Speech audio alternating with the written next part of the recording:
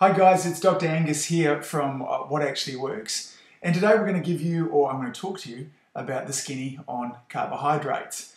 So it's common now for us to talk about some of the cranky effects that happen when we kind of overload our body with sugar. So anything from it completely wrecking our immune system to the impact that it has on things like body weight and energy, and you kind of name it. So I guess, you know, rule number one might be that if you want to live a long and healthy life, if you want to kind of decrease the risk of things like being overweight and diabetes and depression and stuff like that, is that we've got to really decrease our sugar. Now, where things get confusing and the questions that particularly come to me from clients is that they don't necessarily understand the relationship between carbohydrates and sugar.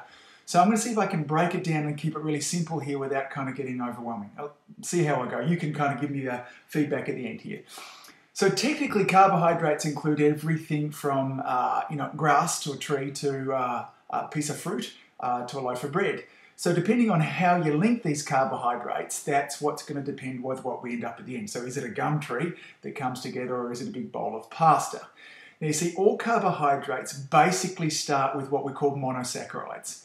So mono means one, and sacchar basically means sugar. So one sugar from there. So the two monosaccharides that you hear people talk about most, and the ones that I've certainly written about in the past, are what we call glucose and fructose. And so glucose is the major fuel for the body. So it's an important source of energy. Now, we're not going to talk at great depth about those at the moment.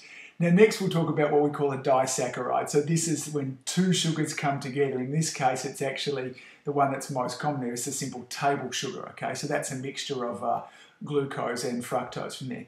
But the one I really want to talk to you about, in the area where all the confusion comes together, is what we call a polysaccharide. So poly means many, so it's many sugars. And so polysaccharides, the two that we'll talk about here, are basically starch and fibre.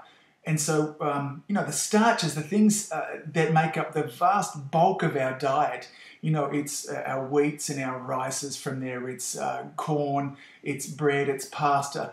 So all of these kind of things, basically, when you break down these different foods, these polysaccharides, they're made out of many sugars.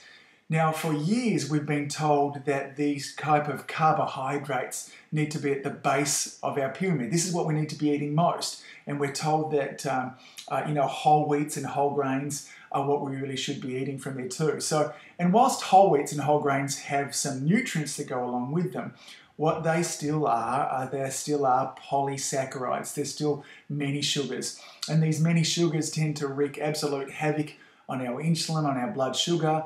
The excess of this sugar ends up being converted into fat, and we get a whole bunch of other problems that go on that I've written and spoke about at length in the past.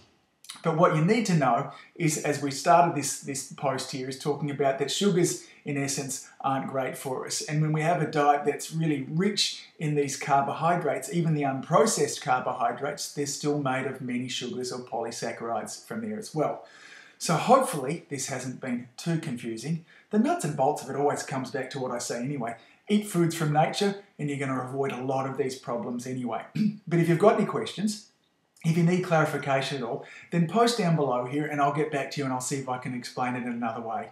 So again, this has been Dr. Angus Pike here from What Actually Works, helping people just like you to get well and to stay well. See you.